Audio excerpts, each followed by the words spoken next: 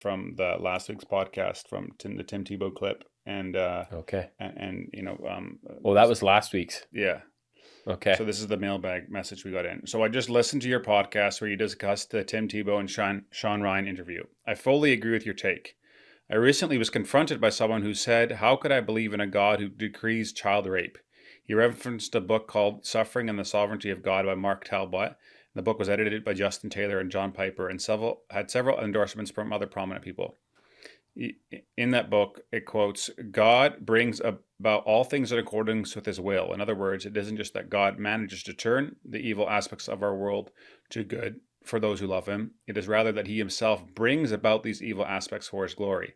That includes, as incredible and as unacceptable as it may currently seem, God's having even brought about the Nazi brutality at Birkenau and Auschwitz, as well as the sexual abuse of a young child.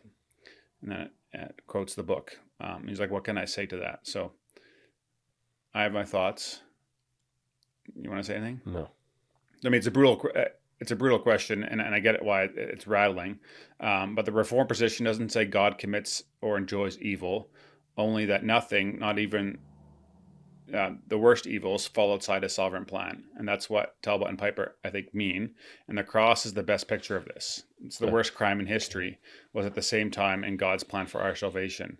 So I don't pretend to... So, can I interrupt you? Yeah. So on that note, that was one of the themes of the week. And I think this is where probably a lot of people that believe like we do in the sovereignty of God very strongly, we don't go to the full, we don't read the Bible in its entirety. I don't think we see that even Jesus in that moment, because he had spoke about that in one of the talks. It was like Jesus cried out to God and said, "Hey," to his Father, and said, "Hey, if there's any other way, right, but your will be done." And I think that's where we as Christians, we think that we can't cry out to God. I think that we're taught that any questioning of God is sinful, right? And it's like, no, we're human beings and we don't understand. And read the Psalms. Yeah, read the Psalms. Well, like, I'm reading the Psalms. Yeah. Constantly, they're like whining and complaining and saying, "I can't do this." Like they're getting mad. Yeah, but I think that be real. Yeah, so I think that's kind of, sorry I interrupted you there, but I think everything many things are meant to be a mystery on this earth. And I've always looked at it even in like when people are questioning, and it's been really disturbing to me even since we recorded that. And I've had no feedback from that podcast, but I've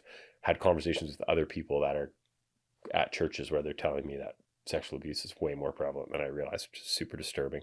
But it's just this idea of like, hey, and they're like, "Oh, I don't understand." Well, you're not supposed to understand. There's all kinds of myriads of sin and disgusting things that if we're, trying to follow the Lord, we probably shouldn't understand, right? And I think that's where things are supposed to be revolting, and they are. But yeah, how do we deal with it? I mean, that's the. I mean, it's not that surprising when you read Romans 3. It says our heart's like an open grave, right? It's when we start thinking that people are pretty good that we also get surprised. Get blindsided.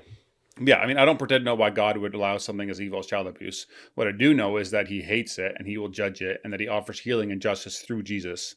Holding those two truths together, God's total goodness and his total sovereignty, is hard, but it's where the Bible pushes us to. Sometimes the best answer is less of a defense and more of a pointing to the God who entered into suffering himself, right? Because he came and to redeem this whole thing and make it new, which he will do. So, but yeah, there is the sexual abuse thing. I don't know. It's you had other feedback too. I saw you had feedback on gun control. Yes. Hey guys, if you enjoyed that episode and were blessed by it, would you be willing to support the show? That would help a lot in creating more content, improving the quality of the content, bringing the production value, getting more guests on, and me being able to spend more time and energy towards it. So if you're interested in doing that, you can click up here and it'll take you to a support page. But you can also subscribe to the podcast by clicking over here and doing that. Thanks again for listening, and I'll catch you on the next one.